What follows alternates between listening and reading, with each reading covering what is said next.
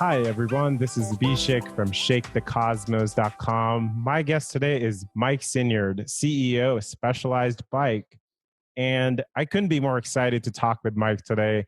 And we're going to talk about his personal life. I get to know him a little bit, the innovation that happens at Specialized Bikes, and some of the giving back stuff that he's involved in as well. And if you're listening to this episode right now, hit the follow button or subscribe button. And if you really like what you heard, give me a 5-star rating. That helps me with the organic search results. So thank you so much, Mike. Really appreciate you being on the Shake the Cosmos show. Thank you. It's great to be here. Thank you. Awesome. Well, I like to just dive right in. So I'm going to start with just to get to know you a little bit. And I think can judge a lot from the morning routine of people. So what is your morning routine like, Mike? Well, this morning, for example, I woke up very early. I have my squeezed, I get up at like about 5 or 4:30, have my squeezed juice of lemon. I like that, just how it feels in the body. And this morning I did about an hour of kettlebells before I got started. And then like most of the world on the Zoom calls, talking with people in different parts of the world. Wow. So some hydration, some exercise, and getting to the good stuff right away. Yes. Love it. Yes. Has it changed over time? You've like the juice stuff, was that in the beginning, or have you kind of played around with this morning routine? I played around from the morning routine. I always learn a lot from other people. And but I've been going with the squeezed lemons is really quite powerful. And do you add really salt, nice or it's just lemon, water? I do sometimes a little sea salt in there. Nothing better than that. Yeah, with the lemon and the salt, and yeah. Awesome. I think tomorrow morning I'm gonna have to actually to this afternoon I'll have to go to grocery stores and find some lemons. Awesome. Yeah. Well, as Jack mentioned, I do some self-development stuff, and I was reading a little bit more about Specialized, and I saw some of the advice that you give to your kids. You said, hey, if you do what you love to do and you do it in the best way, then you'll be fine. And I also saw things like 1974, a dream, a vision, a great excuse to not get a real job. So yes. What was your dream, and what is the dream now? Or would love to kind of dig into that a little bit. Sure. Well, I do tell my kids that, and I've also told them that your life is not for rent, right? It doesn't mean for periods. Of course, you have to work and do things that you're not the most passionate about, but you should keep that in mind. And I would say the dream and the vision is, well, personally, I really love bicycles. I really love what bicycles do for you, mentally and physically. But I'd say mostly mentally is really a way to relax. It's kind of the meditation and therapy. Riding on the bike, especially in the mountains or on a mountain bike in the forest. But I would say really the vision is, first of all, we like the pedaling the planet right behind me. We know that bicycles change lives. And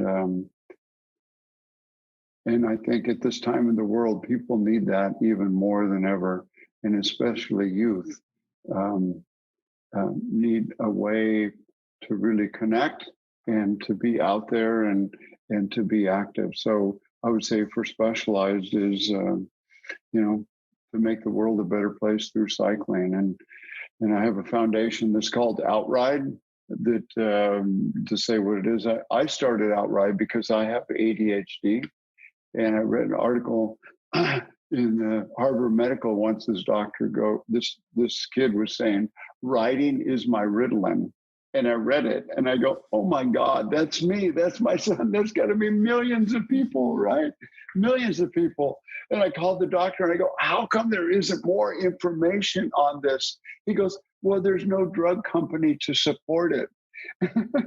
To finance it, I said, what is it? What would it take to do? So that's when we started 7 years ago with Harvard Medical, and now with Stanford doing this research that is really showing that cycling makes a difference for kids, for older kids, for old people. And we can tell it from, we have a helmet with sensors on there, and we also have about 35,000 kids that went through, the program this year at schools. And so we have testimonials and medical research. Wow. And then, tell me a little bit more about your own personal journey there. Like, I guess, sort of the dynamics, logistics of how the biking and mental health get connected. Like, I'm just imagining you're on a bike on a mountain. What does that feel like, that you feel like there is a mental health relationship for you? Yeah, well, I would say, yeah, when you're out riding the bike, and a lot like meditation, everything is in the breath in life, everything, your mind, everything in the breath. And you think about riding is the ultimate of that, right? Going, really doing almost like a holotropic breath work, right? And so it really gets you to a really great state. And I always feel like, after you're riding the bike, you're really optimistic. And when there's problems, every problem then becomes an opportunity instead of an obstacle. I love that. And almost like the bike becomes like a tool to meditate and just go through problems. And like, for example, I journal every morning. And sometimes I'll say in the journal, I am freaking awesome. And then a voice inside of me will say, are you sure? And then I write that too.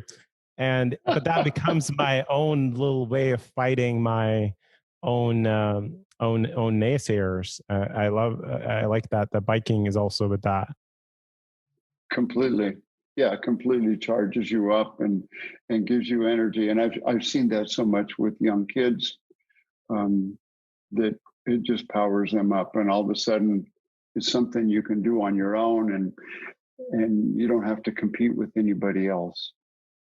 Speaking of that, like just kind of making a shift, like how do you deal with naysayers? Like, I was talking about this inner critic, or sometimes people have an idea and someone else is like, you can't do it. Like, so for example, I do stand up comedy, or well, I used to. And and I took my neighbor one time and he was like, no, man, you can't do stand up comedy. And I was like, well, I guess you can't do stand up comedy. But I just wonder, you be in the innovation world or just in personal life, how do you deal with naysayers? Well, that's a good question. The naysayers. Um, well, a lot of times when you have an idea and then you think about it, and then you see other parallels in the world or even in nature, you go, well, it's obvious. It's so obvious. And so then that's what propels me to do it, or the need. um, I love that Chinese symbol, for crisis. There's the crisis, that symbol.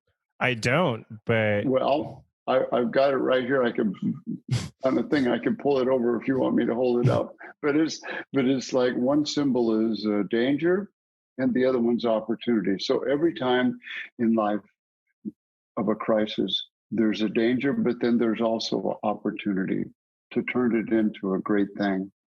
And I've always believed that. I love that. I love that. I guess it kind of turns the situation around. Like, hey, if I'm part of this, then there is a danger that exists there.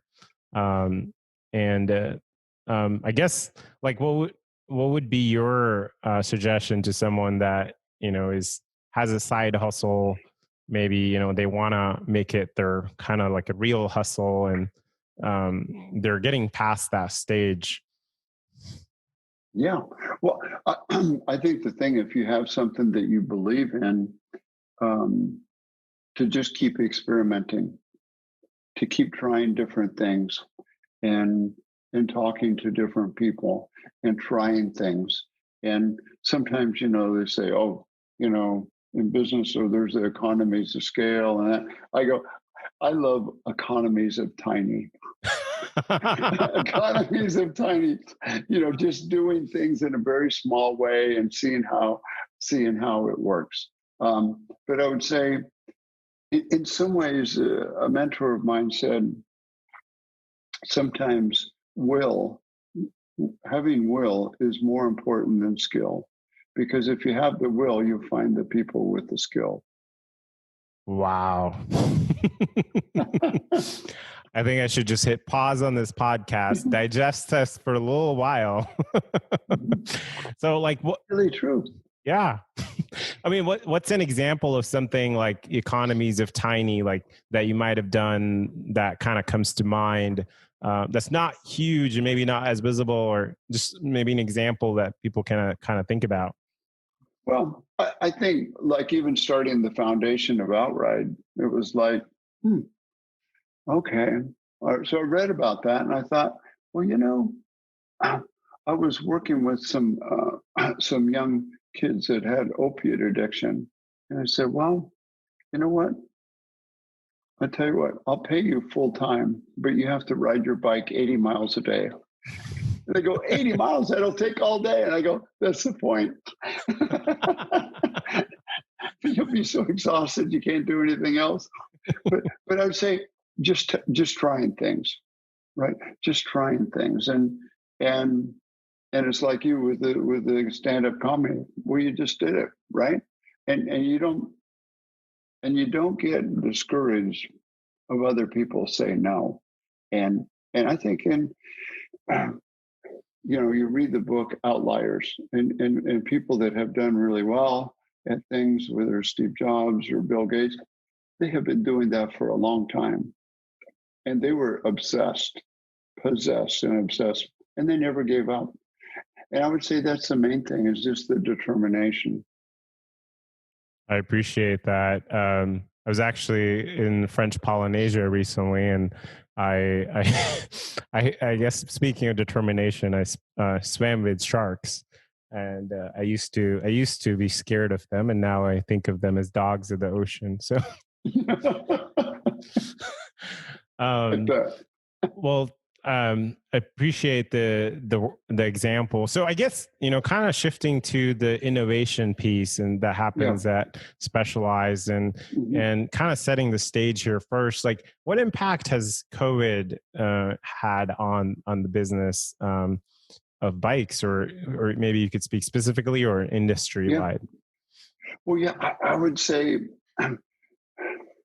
so interesting about COVID, because it is pretty global.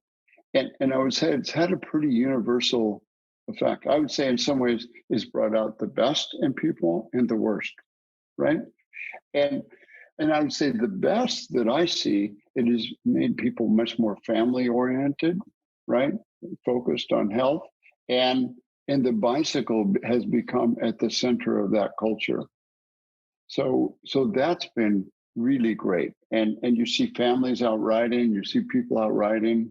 So it has really accelerated, it has definitely accelerated our business. That's awesome. I remember when the whole lockdown stuff started, that was one of the first visible changes I just saw around in San Diego. Just saw a lot of people walking and on their bikes, and it's like, wow. Yeah. You great. see that all over. Yeah. What's the worst piece that you said, there's the best parts of it, and then brings out the worst as well? Well, the worst, I think we all see it, right? We see it together. And I think the division, particularly in this country, is an issue. And I think sometimes even a bad thing, like all the racial issues, I think results in a good thing, awareness and change. So, but I think, people acting irresponsible, and refusing to wear a mask or something like that, is like, Really? Well, yeah, I'm not sure when the whole thing became political from just being wearing a mask type of thing. And I do recall finding a quote from you, saying, "I truly believe that in moments of crisis, we have the greatest opportunity to make the change." And I remember, that from you. I guess sort of what inspired that. What do you think is a change that happens during moments of crisis uh, that people can kind of just take advantage of? Well, I think that the opportunity, I think when there is a crisis, that uh, all of a sudden things become open, right? That Mm. people's thinking becomes open, and you're willing to do something different, and it can change behavior. And as a leader of a company, even a small company, it's a way to relook at everything you do and reconsider, right? So I would say that's really powerful. And in the world, I mean, look at all the things that have happened with the energy on the bicycle or the racial justice. I mean, we wouldn't have got it without that crisis. What's something as a company, you're relooking at, reconsidering it because of the changes that are happening now? Oh boy, for sure, people working from home, working on Zoom, and you go, well, you know what? We're a pretty adaptive group, and we go, yeah, we're making it work. In some ways it works better, but in other ways, of course, we miss very much the connection with people. Um, but I think we found a way to make it work. I think that's really key. Other things that we found is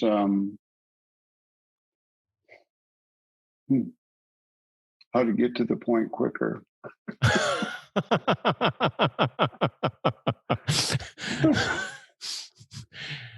Oh, that's true. You mean like when someone's on a Zoom call and they're just quiet, and you're like, "Hey, let's go, let's go." What is it? Or Well, things are sometime happening quicker.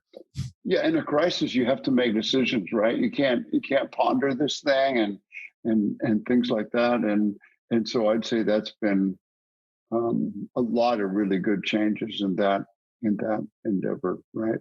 Totally. And it's interesting you mentioned that someone else, my friend William Gilchrist, who was on the podcast recently, and his company delivers sales services to companies. And he mentioned, yeah, he's like, companies are going away with the fluff that they wanted. Now it's just like, we got to get to the decisions quicker. So You it's, do, yeah. yeah. How does that sort of play a role? Like reading about sort of your product development and, what point do you feel like the product is sticky? And I feel, at least from what I've read, like you practiced some patience during product launches, kind of seeing when it's sticky. And you could just tell me, no, it's some other way, but that's what I got a feel of. How do you feel like the product is sticky? And when you say the product is sticky, you mean just the energy with the product and the interest of it? Yeah, the energy with the product. And I think I remember reading about one of the bikes, and you kind of let it simmer through in the market, and then Oh yeah, just this patience that's required, because I guess you didn't give up, I guess. right. Well, I think that is a thing. Is just well, running a brand is a lot like being a parent with and that you really have to have the care and the view and really love and determination to just stick with it, Just stick right? with it. And because if you think, what is a brand? A brand is just means trust, right? Totally. Brand is trust. and Yeah. and it's that passion, sounds like, that just drives that being ability to just stick through it. Yes. Okay, well, and then you were talking about some of the team members and people, and I've heard you say it's all about the people as well. And when it comes to the companies, Tell me a little bit how you think about the DNA of the people or the people you want to bring along as you're scaling a company. I'm also thinking like some entrepreneurs that might be Yeah, watching this and they're trying to grow their company. And tell me a little bit more about how you think about that. yeah. Well, that's the most important, right? And when you're in your activity or whatever business you're doing, you can see the people that are really passionate, right? And I always think that the people that do the best is people that are very curious, right? They're very curious, and even though they're really smart, they're always learning, and they're always open to new things. So curiosity is a very big one, and I think people being humble, and then the other one is the will. So Mm, with those are really, I mean, they sound too simple, but it's very important. Kind of the will and determination, but curiosity. got Yeah. it. So really looking for those elements, and people, and seeing how they're driven. And the other one is, how do people work with other people? Are they a big shot? There's no room for big shots, no room for big old egos in the company. I mean, if you have an ego about the good work, that's one thing, but it can't be about you. Mm, I like that. And then I guess I know we were talking a little bit about the foundation and the work you do with the Yeah. youths and the Outride. Um, Tell us a little bit more about that. Like, what kinds of opportunities, and then also like what are kinds of opportunities are for our listeners to get involved Yeah. in Outride as well. Yeah. Well, I would say with Outride, primarily we've been going through the schools, right? And because we do the technical research at Stanford, and then we do the research with the schools, field research. And as I said, this last year we had 35,000 kids come through there. So if you're a parent, now a lot of kids aren't in school now, but to get that involvement, and I think for parents to be involved with the kids, get the kids out riding, is really powerful, and to help with that school program.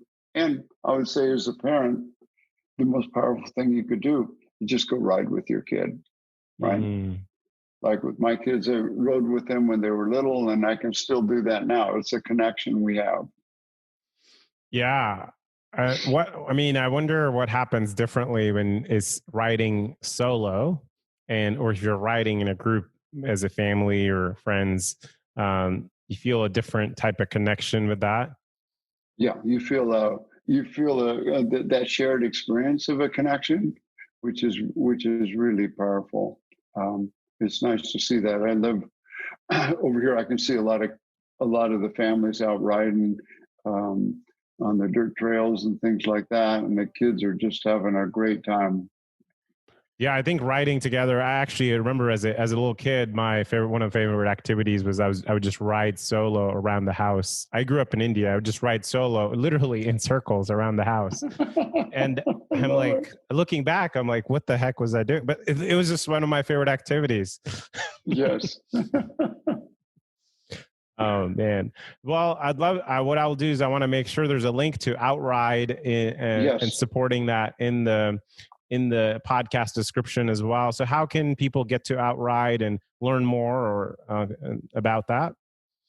Yeah. Yeah. You can just, I'll send you the link, or you can just put it in there. But it's outride.org, and you can see the program and see how effective it is. And one of my personal beliefs is that, in the United States in particular, that we are over medicating our kids. Mm. They don't need to be medicated. They need to, well, maybe some medication, but kids need to move, and the movement on the bike is really good for the mental of the kids. So, that's the most widely prescribed medicine in the United States is Ritalin, and it's going all to the children. Oh, that's pretty. So we're going to look back and we're going to think, hey, this is going to make cigarettes look like it wasn't that bad.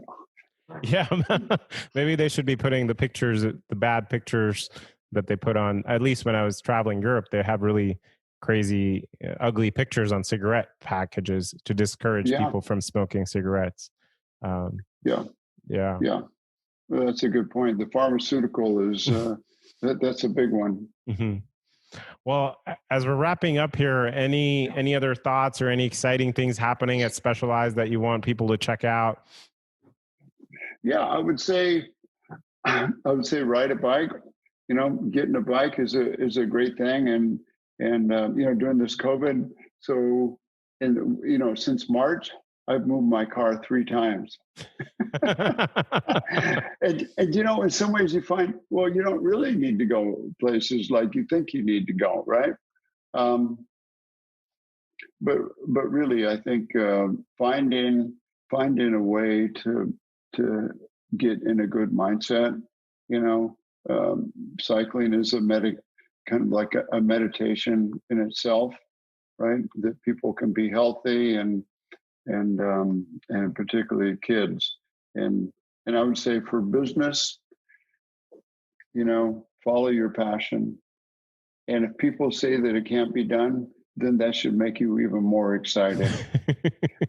and just find ways to do it, and one of the ways to find mentors is if there's somebody in the field you are passionate about, just write them a letter. You never know how many times they would just return your message, and then you can have somebody as a mentor. But having people you can learn from is really powerful.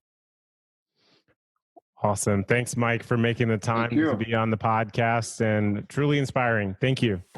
Thank you. Thank you very much. Hey, everyone. Thank you for listening. Please hit the subscribe button. We'll be back next week